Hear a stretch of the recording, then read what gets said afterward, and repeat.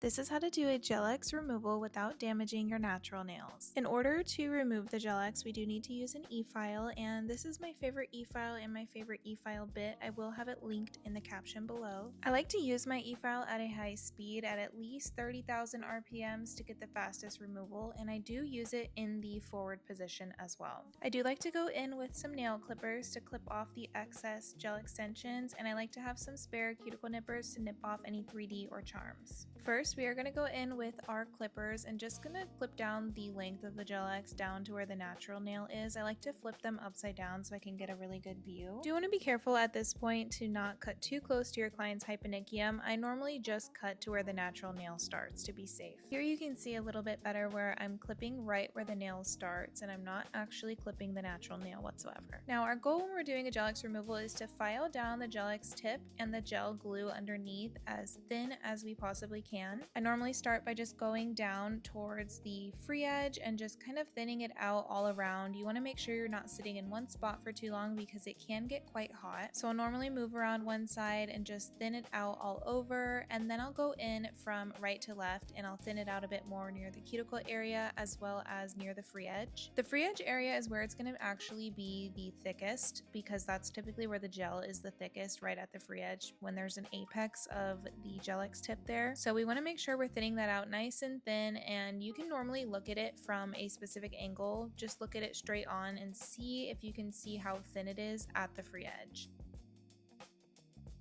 So I'll just continue here until everything is nice and thinned out. You want to make sure that you're breaking through the gel X tip and getting down to the gel X adhesive or the gel X glue, because if you don't do that, the soak off will take much longer, and when you go to remove the foils or the cotton, it'll be really sticky, almost like a jelly kind of texture. That typically means you just didn't file down thin enough. If you have a hard time getting into the right or the left sidewall, because sometimes when you're right-handed it can be hard to get in the right sidewall, and when you are left-handed it can be hard to get in the left, I normally will flip my bit into the reverse direction and just go down the sidewalls that way instead. Now you can see I'm looking at it from this angle to see how thin the gel is on the natural nail and to see if I need to go over it any further. 3D always takes a lot longer to remove, so you want to just make sure you're doing that nice and slowly and that your e-file bit isn't getting caught on the 3D or anything like that.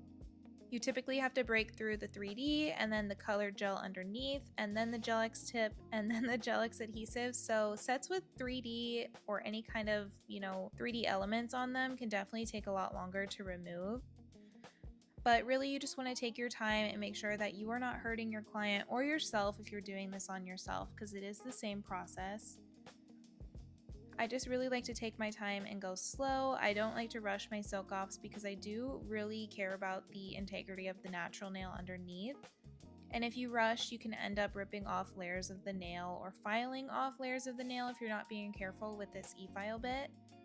So that's why it's really important to just take your time, especially as you're getting used to doing soak offs. You really want to go slow and don't rush the process whatsoever.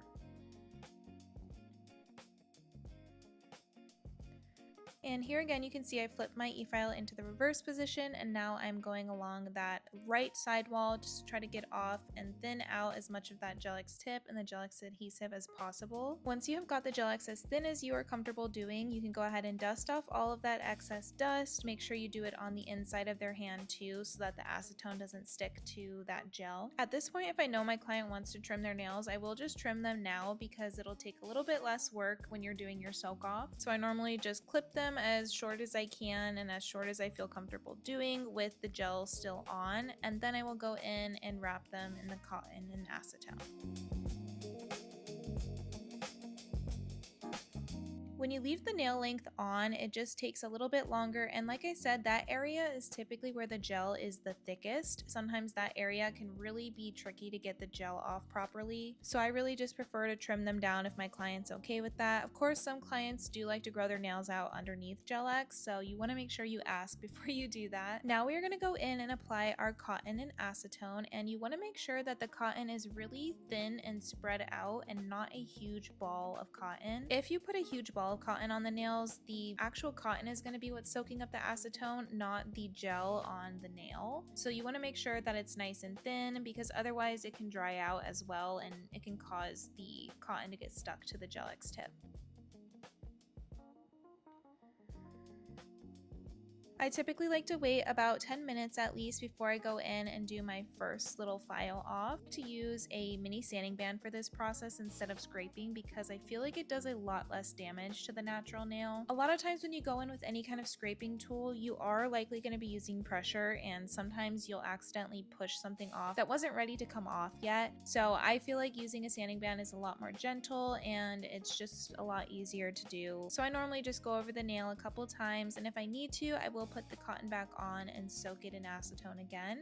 I try not to over file, or if you feel yourself having to use any kind of pressure with the e-file bit, you do want to stop and probably just put the cotton back on. It just probably needs a few more minutes of soaking. So typically I will just go through, file all 5 nails, and the ones that need to be soaked a bit longer, I will put them back in, and then I will do the other hand while those ones are soaking, and just kind of switch off between hands until all of the product is removed. It is okay to leave a small amount of gel on the nails as long as it's not super thick and it's not lifted at all. It can actually help to protect the natural nail. I do that sometimes if I have a client that required a lot of gel underneath the Gel-X tip.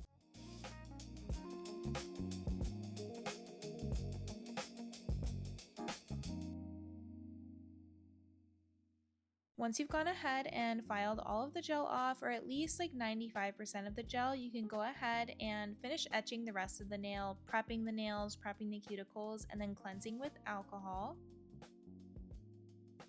And after that, your nails will be ready for a new application, whether that's more Gel-X, builder gel, or whatever you desire. But that is how I do my Gel-X soak-offs. I hope that this was helpful for you guys. Let me know if you have any questions.